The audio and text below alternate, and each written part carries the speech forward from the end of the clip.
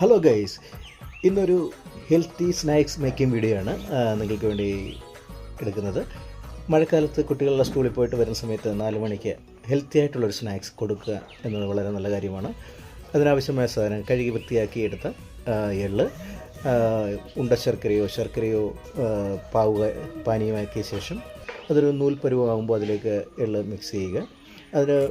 അതിലേക്ക് കാഷ്യൂ നട്ടോ ഡേറ്റ്സോ ആവശ്യമുള്ള അവർക്ക് ഫേവറേറ്റുള്ള സാധനങ്ങൾ ആഡ് ചെയ്യുക. ശർക്കര നല്ല നൂൽ പരുവാകുമ്പോൾ അതിലേക്ക് എള്ള് മിക്സ് ചെയ്യുക.